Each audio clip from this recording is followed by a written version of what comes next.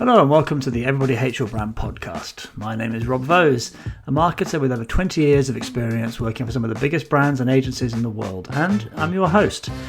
Today I'm joined by Antti Kangaslahti. Antti is a customer experience expert with over a decade of experience in top London agencies across a breadth of industries, including FMCG, technology, finance, telecoms, aviation and education. Today we chat about the role that expectations play within customer experience and the role of humanity in an industry increasingly obsessed with AI. I hope you enjoy the listen.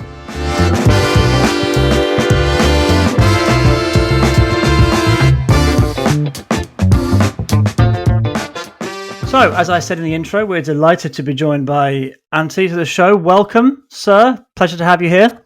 Thank you very much. Good to be here, Rob. Well, it's lovely to have you. We've worked together in the past. It's been a while, but always enjoyed working with you and your perspective. And I think everybody else will be who listens to this. But let's educate those people. We start every interview with what I call the credibility section, which is essentially an introduction to yourself, your career. We have people listening from all around the world, which is a real privilege. So just to give some people a context of your opinions, can you give us a bit of a rundown of you and your expertise and your career, please? Yeah, certainly. Thanks, Rob. I think my career in marketing first began in UK. This goes back 2005 or something, and I was my first job was a marketing manager over a global NGO, which was like a voluntary organization. And I guess my first love in marketing was brand, very much, and that's coincidentally I ended up driving through a rebrand of that particular organization and create kind of global brand guidelines and so forth. So that was my kind of first. I kind of really got into the idea of and the power of branding and having a good brand idea and how it kind of comes to life and so on. But so after that, I set up Fantastico. I had a few corporate clients back here in Finland. I spent a couple of years back in Finland, but then I applied into this EU program back in, when was it, 2008 or 9 or so. It was called Erasmus for Young Entrepreneurs. And it was quite a nice program, a bit similar like the student exchange program that you can go to any university in Europe and study for free. So I got myself 6-month funding to go and work abroad for an established entrepreneur. And I happened to ring up this brand consultant I had previously hired to help me out when I was working for the NGO, and I went over to work for him. That was a corporate comms agency, and I then became their first digital and social media consultant. Actually, it was an agency called Radley Elder in Shoreditch. I did that for 3 years, and then I kind of realized that the more cutting edge stuff was happening on the consumer side. So I found my way into Ogilvy One, which was of course the customer engagement agency, and I think it was really at Ogilvy One where I kind of honed my craft and found my feet.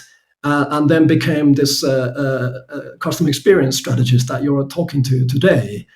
So I had a brilliant 5 years at Ogilvy, and then I had a further brilliant 5 years at Iris, where I, of course, met you as well. And I happened to also work with Simon, who your previous podcast guest, who was actually my boss, and I was placed in the data-driven futures team. But I had a really brilliant role at Iris. I was able to work horizontally across many of our accounts and clients and new business pitches and what have you. So yeah, I think that's. Then I did have one more role after that. I was a head of strategy for a smaller experience design studio called Else for roughly a year. But since then, I've kind of reestablished and relaunched myself as an independent, like many of us in this day and age. Yes. Yeah, it's funny. I think the idea of thinking yourself career-wise as an independent contractor rather than as an employee these days is probably not a bad thing, given how quickly companies lay people off and all those kind of things. So having something to your own sort of independent thing is not necessarily a bad thing. And you're currently back in Finland, are you not? Well, indeed, that's right. I've kind of ridden the waves of tech change back to my homeland. Actually, I spent on a brilliant 4 months. I took a bit of time out with the family. I spent 4 months atop of a Moroccan mountain on an organic farm, As you do. reflecting and being in awe of our natural habitat out there. So I had a fun time homeschooling the kids in the process. But now I'm back in the swing of things, and I've settled into a shout out to my new hometown called Tampere, which is actually a famous Finnish city, founded interestingly by a Scottish Quaker called James Finlayson, roughly 200 years ago. And the whole city grew around this cotton mill that he founded. And actually, fun fact, it's the place where the first ever electric light bulb got introduced back in 1892, I believe. So, the place is known for its innovation. So I thought that this would be a good place for me to be. Sounds good. Also, when you sent me where you were living and it was spelt like Tampere, I had no idea it was pronounced quite like that. So thank you very much. Finnish is for my English ears, I can't get my head around it, but it's wonderful to have you here. So that's your background. You are a CX expert, guru, whatever we want to describe you as, and that's what we're gonna talk a lot about today around customer experience, because there's a lot happening and changing in the world of customer experience, especially with, I swear, if I have to say the word AI one more time, it's all pervasive. But I want to start with the basics and then kind of get into where is AI helping, hindering, and your perspective on it. To me, I think from a customer experience perspective, the thing that makes a customer experience is around the customer's expectation of said experience. Like, what are they expecting to get, and then what is delivered to them? And there are many, many studies out there in relation to the idea that brands think they're giving a great experience. Customers don't really agree necessarily that they're getting a great experience. And so I wanted to quickly kind of dive into that idea of expectations, because I think it sets a context then for where AI can help and not help and all that kind of stuff. So in your experience, how do you, if the goal is to try and match or meet expectations, how does a brand figure out what the expectations a customer has of their brand? How do you try and set the right expectations so they're not expecting X and Y and you're delivering something different? And then from an expectations perspective, how important is expectation setting from outside of the industry? So if you're an e-commerce or a particular type of brand, and Amazon are doing amazing things with their customer experience, how much of a bleed is there into customer experience? That's 2 or 3 questions in one, I realize. But that idea of expectation setting, I think, is really interesting from a customer experience perspective, because at the moment, customers don't think maybe brands aren't doing a great job. Yeah, I mean, it does seem, Rob, to be the bit of a perennial problem that does exist, that there's this gap between the expectation and the reality. The promises that get made and what's the reality of it. That does seem to be a ongoing issue. I mean, I was just looking at, before this podcast, a few latest Forrester research. They have the CX index. There's loads out there. I mean, but they all point to that same issue, that there seems to be this gap. And at times it does seem, for example, in the US, it appears that it's growing, this gap between the experience and what people expect. So it does pose a problem for the brand. I mean, there's a lot here to unpack. Let me start with a recent bit of a story. Well, more so a conversation I happened to have with a software coder I bumped into, and I got into conversation about. I mean, I didn't really know him from before, but I clearly picked up that he was quite a top software developer, and he was deep into AI work. The company had just been bought by typical style, some American VCs. There was an influx of cash in the business and what have you, and he was burning the midnight oil, churning out stuff. But the thing was, off the record, he told me that I don't really know what customer problem or customer need we're meeting. and I just, I just thought that, gosh, that's a pretty fundamental issue you've got going on there. I mean, you are not wrong. This guy wasn't any Tom, Dick, and Harry. I could tell he had 20 years of experience under his belt, right? He was clearly a top software developer. Now, if he's working for a product day in, day out, and he doesn't know what customer need they're meeting, how on earth is that brand going to be able to manage customer expectations going forward appropriately? Because the thing is that what you got to understand is that it starts from within, right? I mean, this is a very holistic thing. Like you've got to be. It's about customer centricity, and you've got to have everybody in the business behind a mission of here's what we stand for. Here's the kind of problem we're out there solving in the real world for our customers. He didn't seem to even know who their customers were to begin with. So there's quite a big, I don't know, what do you call it, cognitive dissonance or some kind of gap there that, at the end of the day, it's not, how shall I put this? It's not really rocket science at the end of the day. And it shouldn't be complicated for people in an organization to understand that what we stand for, what we're here to do. So I think the key is that you've got to have a central organizing idea and what your purpose is and what you're trying to do, and everything kind of like that's your North Star that you're pursuing. And so then everybody in your organization should be set to deliver against that. I think the point you made about knowing your customer as well. So, this is our mission, this is what we do, this is how we do it, and this is the way in which we do it. And actually, we're doing it that way because these are our customers. And I think strategically, we talked about this before, I think, when we were working at Iris, but the idea of strategy isn't necessarily what you do, it's also what you don't do. And so which customers am I not bothered about? So, and what are there? And so, if I'm not worried about them, fine. Let's just focus on building an experience for these particular people. I think it makes a lot of sense. Absolutely. So we've kind of got this idea of understand your customer, understand what they're looking for, and build an experience for those particular people and for your mission as a company. So let's dive into the waters of AI. It's everywhere at the moment. I can't avoid it. What the cynical part of me, which is, as you know, Anthony, quite a big part of me, is it feels like the majority of the use cases are built around replacing people, even if brands aren't necessarily saying that part out loud yet, or at least in some way increasing an efficiency of a process.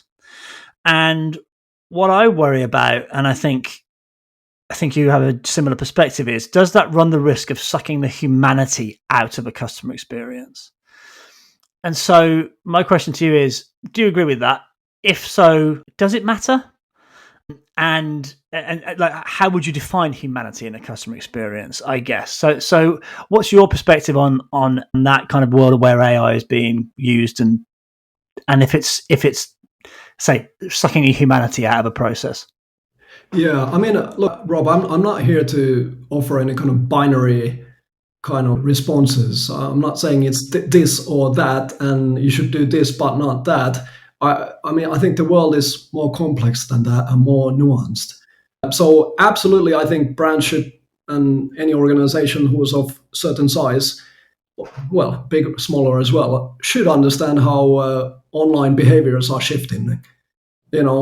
Search is no longer about searching, it's about asking. So what is your ask experience, right? So, and there's a couple things in there. Well, how do you show up in large language models that your customers are very likely using?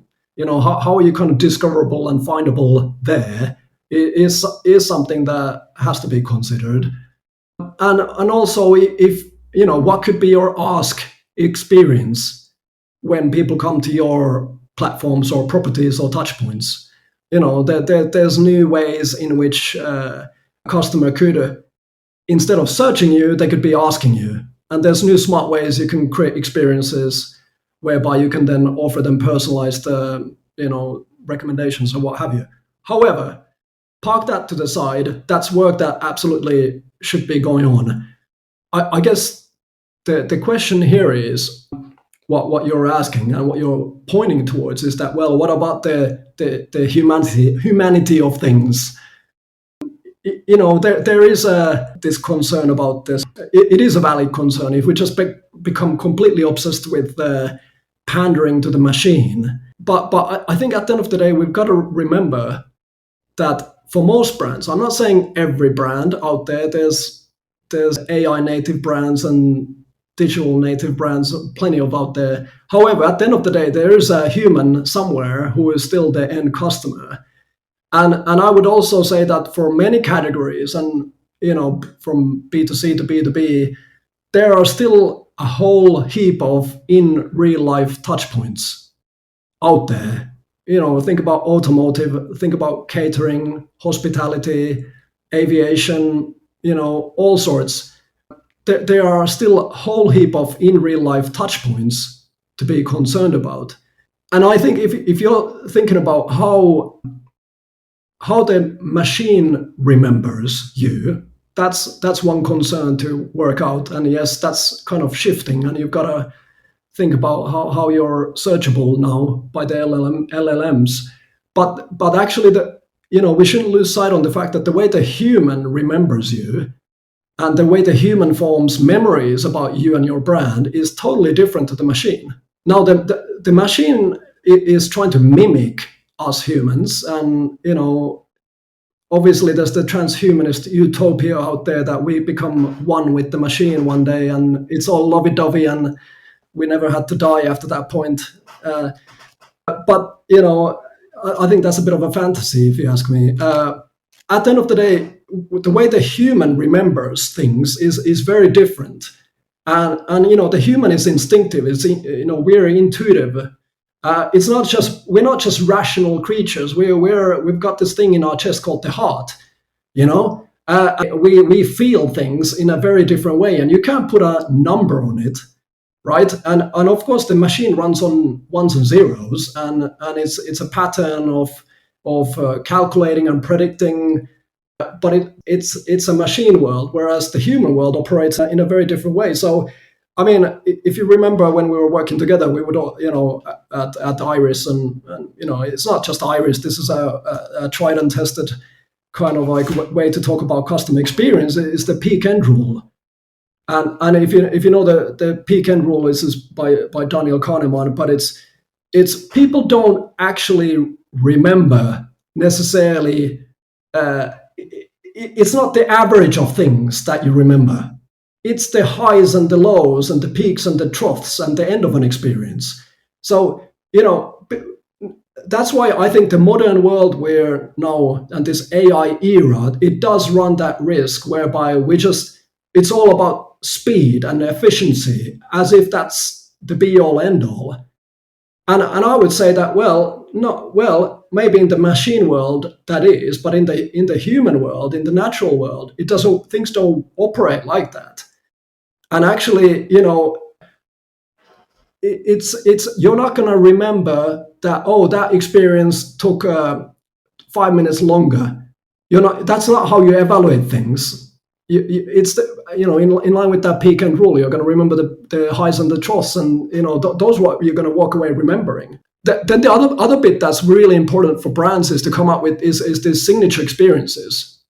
Now these are this kind of signature experiences that only you can kind of really own, and you become famous for, whatever. I mean, what I've kind of realized over time, that more and more of those signature experiences, they are actually in real life touch points that seem to be used at workshops. And we're talking about Starbucks name on a cup, or the cookie by DoubleTree Hilton. When you check into a DoubleTree Hilton, you get a warm cookie at the counter, or the other famous case study that always got used, the Magic Castle Hotel, this kind of 3-star hotel in LA, but it's got amazing reviews because of the ice lolly hotline by the poolside that your kids can pick up, and out comes a man with a tray and a tuxedo carrying ice lollies to you. I mean, these are totally in real world experiences, but they seem to captivate people and drive, brand loyalty and positive reviews. but my message is that obviously it's not a binary choice, but we've got to work out both. I think you're right. I always kind of like efficiency versus engagement, however you want to describe that. And at some points, efficiency is the most important thing. So I've worked on McDonald's before, so let's say it's a really busy time in McDonald's. The most important thing is speed, throughput, get people in, get people out, because people don't want to stand in a queue. But there are other places, like you said, like a hotel, wherever it is, where actually adding in quote unquote engagement or experience or some sort of humanity, something that's a bit special, that isn't just about get you in, get you out, is the right thing. And as you correctly pointed out, it's the combination of those things that really matters. And that you don't deploy something that's going to slow somebody down when they don't want to be slowed down. And the reverse is true. So again, when I worked in video game retailer, when it was really busy at Christmas and massive queues and all that kind of stuff, we didn't tell the store staff we told them to maybe sell less things or just get people through the till, because people just want to get in and out. When it's quieter, you can maybe have a conversation. You can talk to somebody about upselling or have you thought about this accessory or that. But like at Christmas, it's just get them through the till, because at this point they just want that. They want to get out of there. So I think that's a really good idea of when. And again, it goes back to that point we're talking about, right? Know your customer. I mean, absolutely, but I think it's a bit of a balancing act, and I do think I will add to that. I mean, I used to work on KFC, and I studied the drive-through experience in quite a lot of detail, and they had this clock, this countdown clock at the back, at the kitchen for the drive-through orders, and basically their team members, as KFC would call them, they were measured based on the seconds to order. The thing was that when we looked at we interviewed the team members and how they went about it, and they said that, well, we've got to stare at that clock and deliver this thing. Now, when you went on the other side and we spoke with the guests, as KFC would call their customers, they were on the drive-through queue. They were saying that, look, they felt under immense pressure at the point of order. When you're at the speaker and, it's not necessarily a best of line, and you're having to ask, look, I didn't understand what you were asking. Can you repeat? And whatever. But they felt under immense pressure to put their order in. And they got very frustrated, the fact that they couldn't really have a clear conversation with somebody. And they felt rushed. So, spending a bit of extra time probably at that point would be helpful. But if you're just measuring based on one KPI, which is the seconds on the clock, on the data may look good, but the reality of the CX is that your customers walked off saying that, well, that team member who was serving me was a bit rude. Yeah. I agree. I think that's a great example, because what you want is that bit of extra time during the ordering process. But once the order's in, you want it as quickly as you can get it. And I think that's a really interesting. That leads me to my next question. You've given a couple of really interesting examples there of the kind of combination of efficiency and engagement. But what examples have you seen that are great around, this might be not the right terminology, but like AI and humanity, if you like, working in tandem? Are there examples out there that you've seen where you've kind of thought, okay, that's a really great use of AI in a process that's kind of really kind of blown you away or interested you in some way? Yeah, I mean, I do have actually one build on the previous comment. Okay, go for it. Okay. Because, yeah, of course. Actually, if you're talking about, by the way, this is where CX can get a bit smarter than just measuring based on speed, because you can also do clever stuff to put the downtime to use. Now, you could say that the queuing time is a pain point for the customer. But my question is, what is it as a brand you could do to entertain or add value during that queuing time for your customer? Now, I'll give you one very good example. I once took my kids to Legoland, as you do when you've got kids of a certain age, and it was the time when Ninjago was a thing. I don't know what the latest Lego thing now is, but we were queuing for the Ninjago ride, and it was an enormous queue at Legoland. But what Legoland had done brilliantly was that I didn't really mind as a parent, because they have placed Legos at strategic points on the queue. So kids were able to play with Legos as they were queuing. So all of a sudden, that whole queuing experience went from being a pain point into, well, hey, we're entertaining our guests and the kids and they're just happy. So actually, if you're very creative about this thing, you could actually take the pain point and instead of, now, if you apply your efficiency mindset, you could just say, oh, the queue time is half an hour. How do we reduce it to 15 minutes or 5 minutes? But, well, how about this? There's other ways to look at it as well. Well, what could we offer our guests and our customers during that queuing time so that they could actually get a bit of joy? And we replace the pain point and give them something else to do. Agreed. I think Disney do that a lot as well. I believe in their parks too. So again, cute, Disney World. I've never been to a Disney park, not my cup of tea. But again, interactive puzzles, music, whatever, like all that sort of stuff. Entertainment, cast members entertaining. And I think it's a really good way of reframing. Absolutely. Potentially queuing and wait times. Yeah. Absolutely. So let's get back to that question then. So, things you've seen recently in relation to sort of AI and humanity combining in a positive way that you think has created a great experience. Well, this is kind of a hot off the press. It's not an experience I've yet to test myself, but it seemed quite interesting, and I could see that there was a clear demand for it. And again, talk about a clear customer problem: kids and mobile phone usage and internet. Devices. A lot of parents have a concern about, how do I get my kids off the device, and so on and so on. How do I kind of minimize the chances for them to get completely addicted to these platforms and phones and what have you? So this week, actually, Mothercare, I think it was Momsnet, actually, they had launched a new phone that was designed with a really simple interface with AI parental controls that would, you could then basically customize the AI to kind of sweep off a bunch of content you don't like, and the AI would just, be there, the kind of the babysitter. And it was also, what was really nice about it, that I just having had a quick look about it, is that the interface they had designed was very distraction free.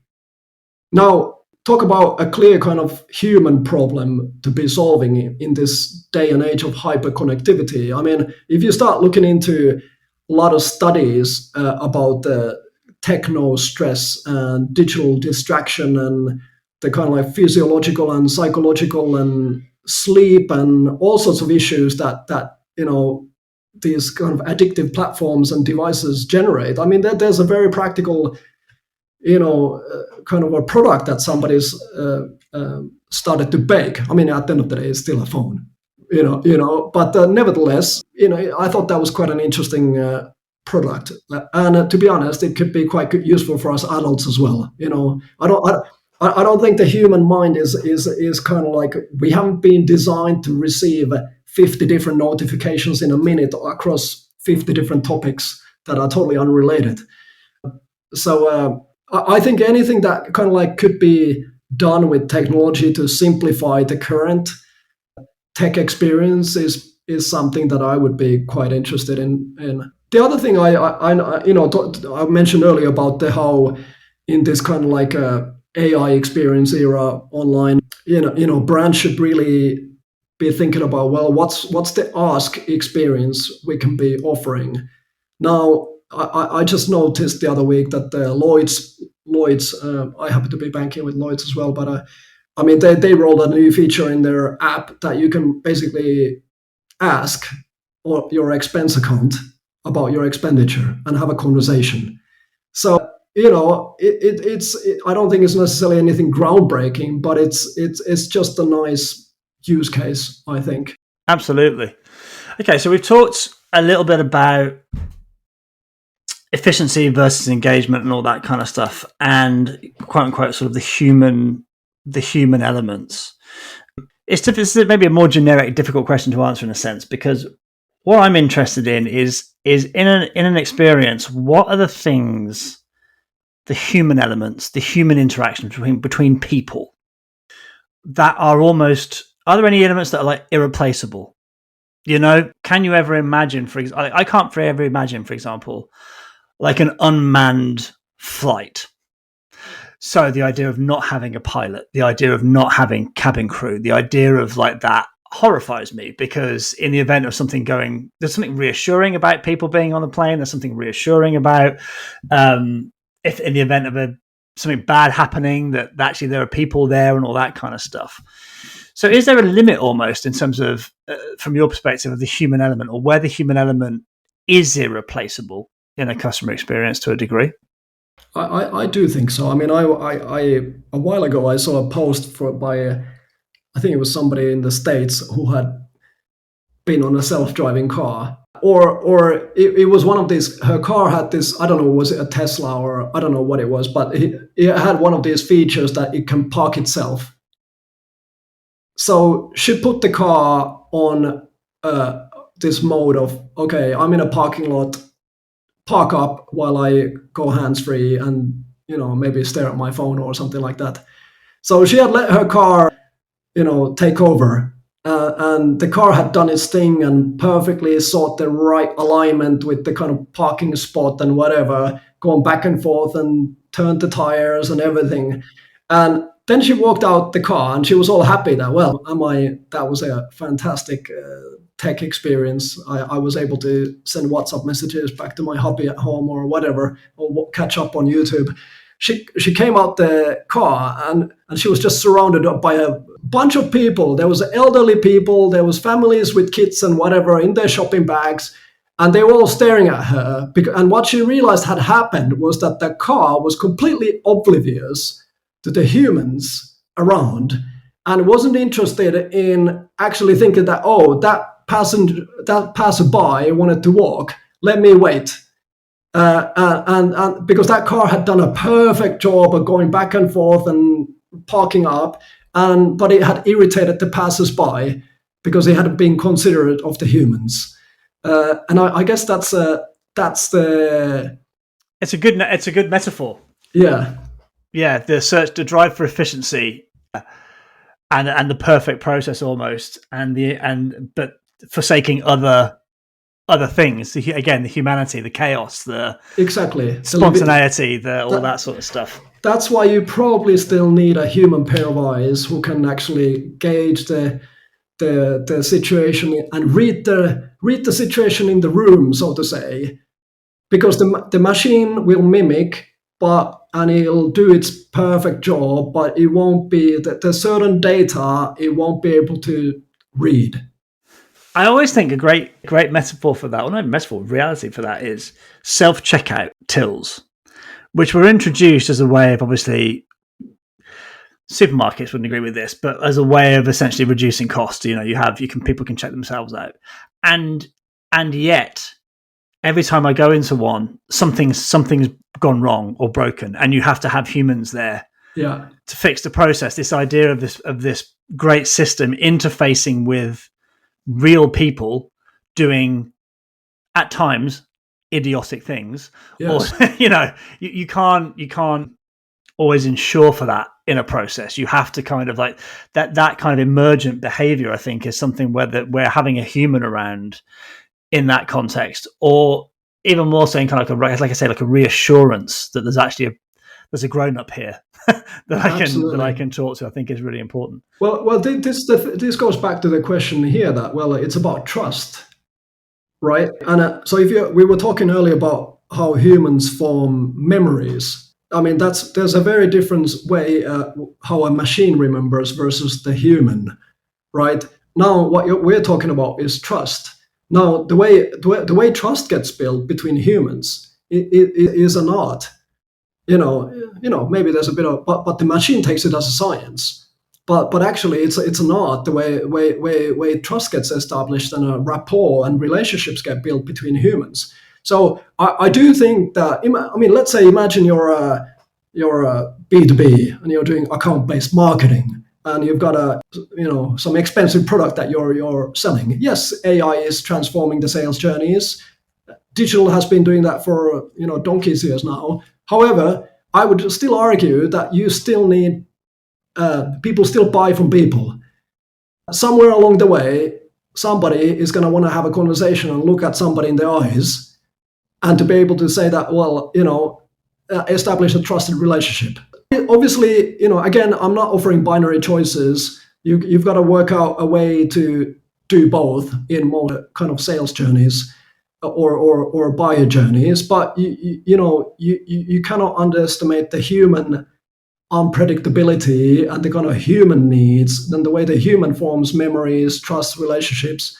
That does differ in comparison to the machine. But ideally, you want to get the two work hand in hand somehow seamlessly together. Yeah.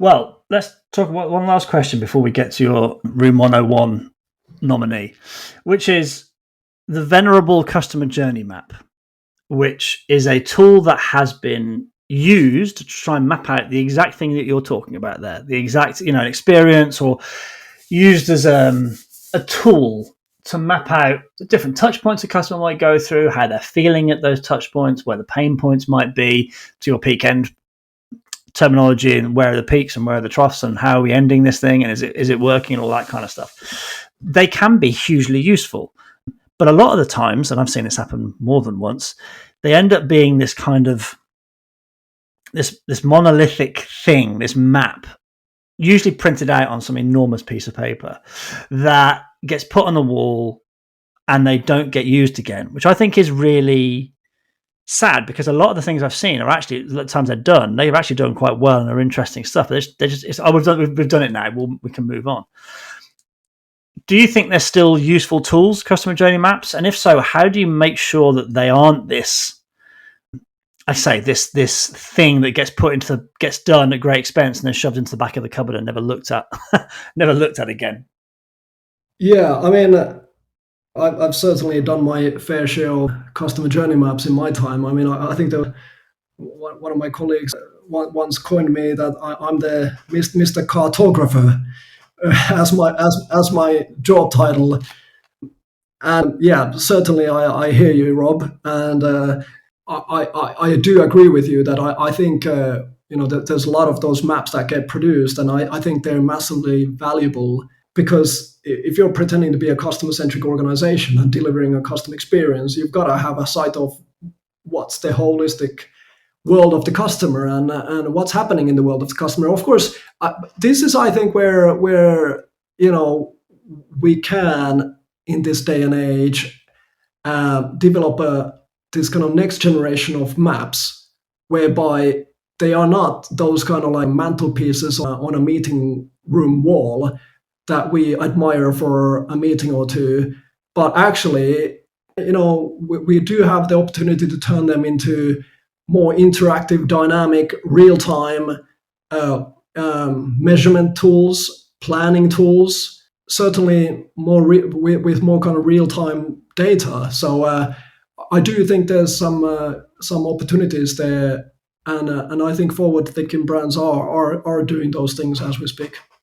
Yeah, I think you're absolutely right. The idea of being able to track in real time and infuse them with real time data, that people are then able to go, okay, we've got a new pinch point here, we've got a new problem here, or I think we tried something. Yeah, how is that?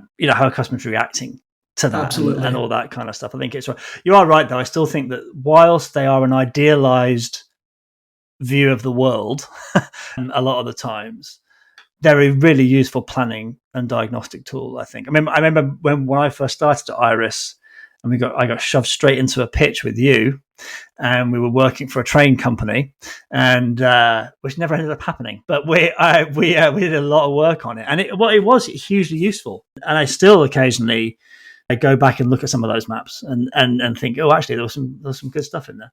Well, let's get on to the question I ask everybody who comes on this podcast of mine. So, Room 101, the idea being that my guests can nominate something that infuriates them from the world of customer experience, marketing, business, that they would like to see locked away in Room 101 in purgatory forever. Some examples of things we've had in the past. Had a wonderful recruiter who said the phrase, not the right cultural fit. is something she'd like to throw in Room 101. I have heard that a few times. Which I really liked as an example. I've had people talk about performative LinkedIn posts. So we've had a few interesting examples. So Antti, this is your opportunity. What is the thing that you would like to suggest goes into the Everybody Hates Your Brand Room 101? Okay, perfect. I think this is a brilliant question. I've got a very clear answer. It's the latest tech first. You know, I mean, I was telling you earlier, I started as a consultant back in 2009 in London. So I've ridden through plenty of tech waves now to see a pattern. Back then it was digital first, social first, then it was mobile first, and of course now it's AI first. So what is it? Are you mobile first, digital first, social first? In a few years' time, it's going to be something else first. So there's always another hype bandwagon to jump on, and I think I would like to lock that away and put it to a room and say, guys, can we use? I'll teach you another word here, Rob. Maalaisjärki. You want to pronounce that? Maalaisjärki. Maalaisjärki. Oh, that's pretty good.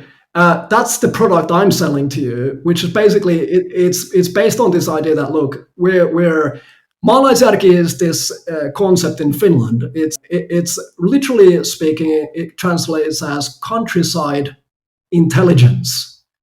So it's this kind of like practical, down to earth, no nonsense understanding of, well, we know based on experience what we can do here, what could work, and let's look at the existing ingredients we've got and see what we can do to come up with a practical solution to get us the right outcome that we are looking for in this particular situation we're in. It's not about the latest tech first. It's about maalaisjärki. That's my product. I like it. That's going in. Yeah, that's great. I won't try and pronounce it again, but I do think there's especially in marketing and in business in general, there is this. I think in the world, this is going to get a bit too political, but the idea of a loss of nuance and complexity, that things can be solved with this thing or this new thing or this simple or this. We're so quick in marketing to be desperate to pronounce the death of. The death of TV, the death of direct mail, the death of this, the death of search. Yeah, the death of .com. And the death of search, which is the one that everyone's talking about right now, and all that kind of stuff. Yeah, because people like, as you said earlier, it's not binary. People like the simple answer. They want the new thing. They want the. So I think it's a not only a good thing to put in relation to business and all that kind of stuff, but also in life. So. Absolutely. Thank you for that one. That one absolutely goes in Room 101. Well, look, thank you for spending the time talking to us today. I'm sure everybody enjoyed that, and we appreciate you coming on. Thank you, Rob. Good to be here.